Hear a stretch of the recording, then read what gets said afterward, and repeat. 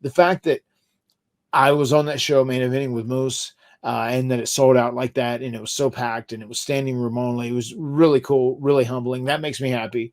Not saying I'm fully responsible for that, but I played a part in it, and it was very cool that it was on that night that there was such a passionate, enthusiastic crowd. Super happy with their reactions to myself and Moose's match, and super happy with their reaction to Jeff. It was a great surprise. I can't imagine how cool it would be to be in a venue like that, a smaller venue, and see, the Hardy Boys reunite on that stage. Yeah, but we got to have a convo with Brother Nero about this sense of urgency and saving you. Like, this is like the third or fourth time this has happened now, and he just kind of likes to take his time, maybe hit a quick juke sometimes. We got to get him down to the ring a little faster, I mean, you're getting your ass. This one I didn't mind. They actually stopped. Whenever the music hit, they stopped. They did stop. That's true. That's a good point. That is what I wanted the other guys to do. I wanted them to stop and look and take in the moment. And I said, like, you're a fucking big star. Do your juke.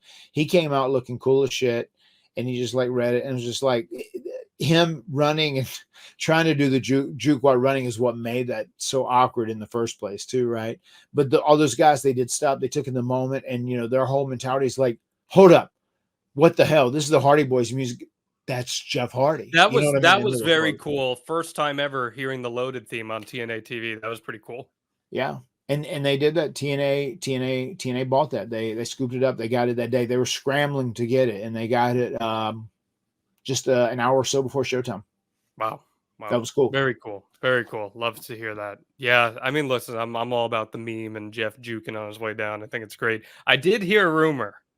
I know in your interview with Malcolm that you guys did, Jeff mentioned that he's cleared to wrestle with a face mask.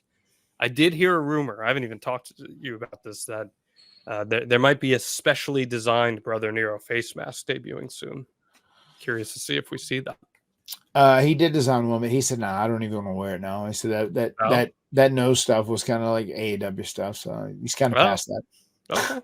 Okay. He's kind of past that. I think he should have done it. I think he should have rolled with it. He would have sold those things. That's merch, baby. I had a suggestion about that, and he just wasn't into it. So yeah, I mean, I told him, I said, if you still want to do that, I see a way to get to it. It's so funny. Jeff is just such a unique. He is an enigma. He is an enigma. He's just like, he really goes to his house and he just isolates and he's just there, whatever. And then he like steps out and turns into a rock star when he walks out through the curtain. It is what it is. But yeah, man, it's one of those things. Just to reiterate, man, I think I'm really happy with where TNA is right now. They're building a lot of momentum. The Against All Odds event did great. I had really good feedback to it. It's so funny. I came back and I had to shoot promos for TV following my match. And I don't know if you noticed, it was when I dropped the leg through the table flipped over and the top clipped me right above the eye and I was bleeding some. So we went back, we did one that was just like dramatic. It was very dramatic. It was right after the fact. We shot that, and that was with myself and Rebby and my brother. And then we did one for the following week as well, kind of setting up the matches officially that we're doing in Philadelphia. But we did these pre-tapes and they were saying like, hey, you have the post-show meet and greet and you have a long line. I said, well, I got to do this first. This is like priority. These people got to get out of here. Of course, my wife, she has to get out of there immediately. She's not going to wait on me to do a meet and greet. And then like I came out afterwards and it was, an hour after the show had ended. So we're in Chicago. It was 10 o'clock when the show went off air, Chicago time, since it started at 7. And it'd been about an hour that it took us to get this all set up and shoot and whatnot. And I came back out and I still had over 300 people in my line for the post-show meet and greet. Classic Hardy Boys right there. And then I was there till like midnight, signing before I even got to drive and go back to the hotel. It was wild, man.